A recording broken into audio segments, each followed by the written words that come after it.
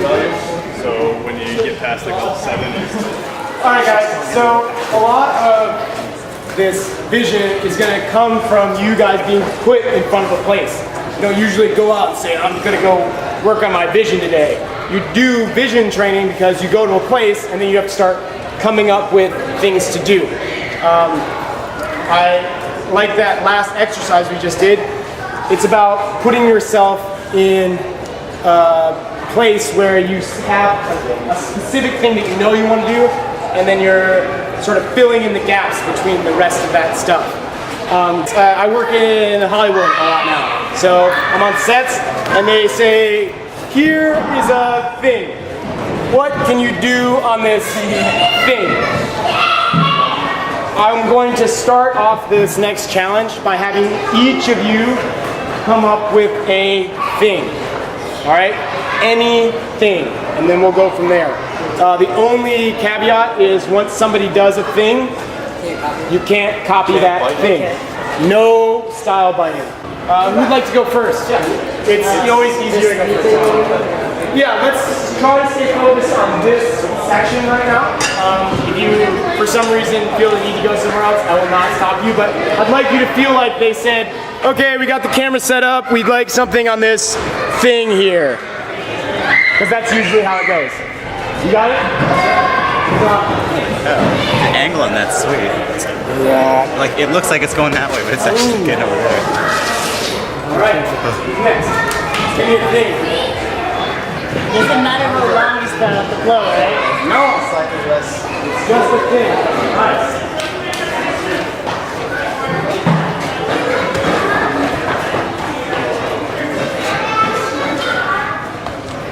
Yo, nice. Yeah. I tried to make it work with the heads on the okay. Oh, that's good. All right. Now we've all done a thing. I need each of you guys to take that thing wherever you did it. You can now no longer use the surface that you're on or the move that you did it on. Okay. And you must find a move that will connect either into that or out of it. Okay. So for instance, you did this roll here. Now you have to find something that does not use this ledge that will either take you out of this move or into it. Just out of a No, challenge. no, it's good. Just out of a challenge. Eventually. And then stride the rest. Oh yeah, easy.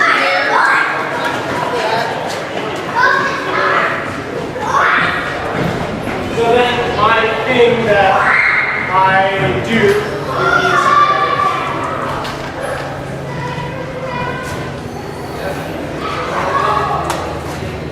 right? I use the brown instead of the left. So be creative. Think about creativity. If you're teaching it or you're working on yourself, you can't just look at yourself and say, be stronger, be faster, be more brave. You can't say, be more creative. Nice. But what you can is take it backwards or take it forward. Feel that momentum, and it will tell you what to do. Nice. Nice. Here you go. Nice. Unfortunately, that does not count. You can't use the same option. Nice. Okay, cool. What really is going to make this challenge is as you start to span it out over more distance, you guys all did a good flow move, which is expected because I asked you to connect two moves. Now I ask you to add a power move into your run. Yours would kind of count as a power move. But yes, you can choose, but I'm going to have you add another one just because. You already have good flow. So now you're going to be adding in something that utilizes something with distance. Putting in power and adding it in or out of flow adds that challenge of trying to switch gears. It's something that we all have trouble with. You guys look at trying to go quick on climbing. it causes you to change the way you have to think about it because you're making dramatic shifts in the amount of momentum you can put in. You can do a wall run and catch it, but then you have to change over to a different type of strength. So, the way we'll call it the power move is you have to be off of the ground. You have to clear some space to make it count. So, alright guys, come on. We do it before or after again? Before or after?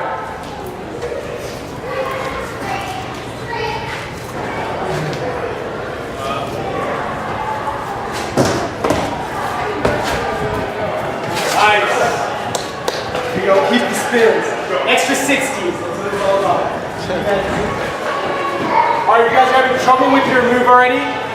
Just take your last move, whatever it is. Where did you finish? You were trying to work on your run? Yeah. Where did you finish yours? You did the cartwheel, right? So you want to add before or after? Yeah, adding a flip, I would consider a flip a power move. Unless you're flowing.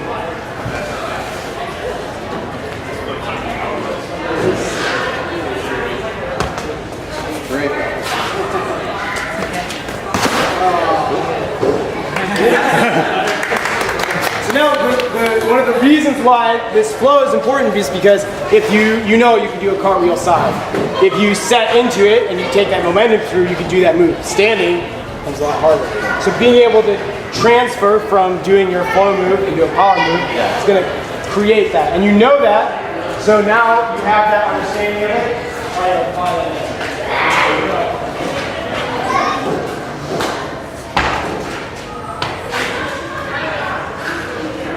Oh my god, I did another cartwheel. I had to add another flip in because I did 2 cartwheels. Alright. The idea is creating that line over time to start to build. Yeah. You guys are a little... Ow! Yeah, it's weird with that sit there. Nice. Yeah, there you go. It's crazy. Good shot, man.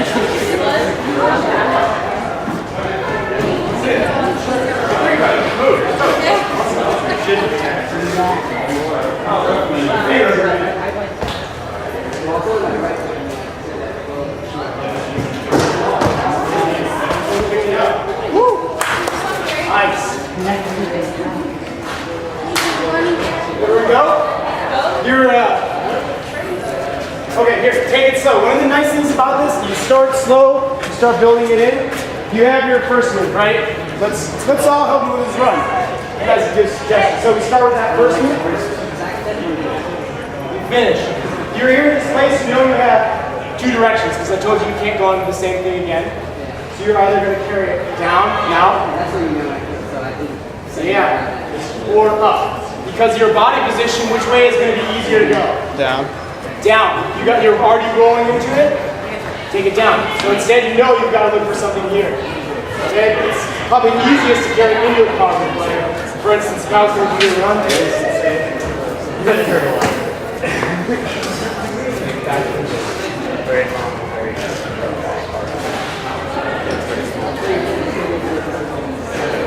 Yeah, you gotta find the way that momentum is going. Vision is funny. We're basically done now, so let's just grab some of the talk.